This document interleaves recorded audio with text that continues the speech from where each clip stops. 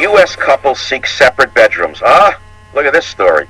A survey by the National Association of Home Builders has predicted by 2015, 60% of custom-built homes will have two master bedroom suites. This is an amazing story.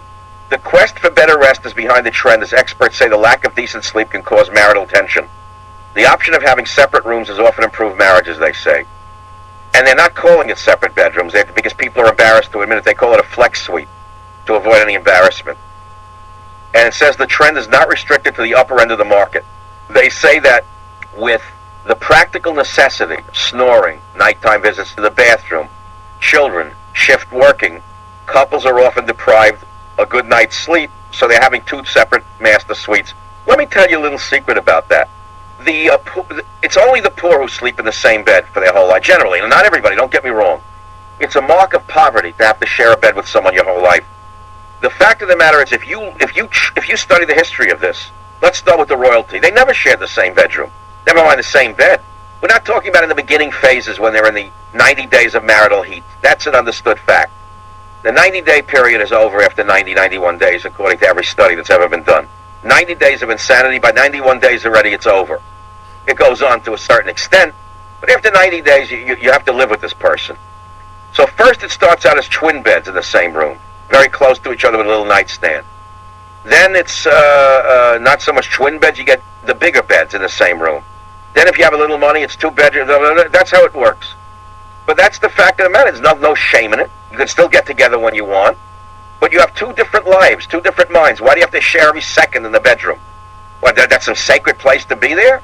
The way people are today individually, they don't want to be in the same room. And by the way, this is not limited to America. I spent many years, I'll give you an example, an anthropological experience about men and women.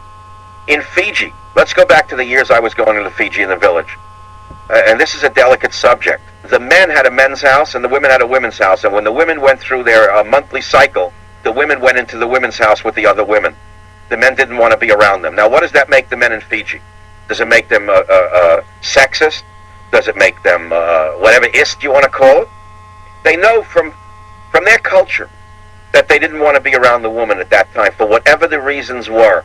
And I got news for you. The woman would rather be with her friends at that time than the guy. So he went over to the friend's house. They all hung out, slept in the same big straw hut, and the women slept together. That's how they did it in Fiji. I'm giving you one example. So this whole idea of how to raise a child, or how to live with a woman, or a woman how to live with a man, there's no set rule. There's no set rules in this area. And a lot of what we see going on today is a devolution, not an evolution. The people don't even actually understand how to live with each other or how to raise children.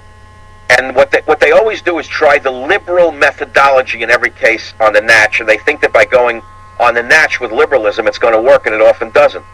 What you have to do is go back to the traditional methods of raising children and the traditional methods of living in the same household, man and woman, woman and man.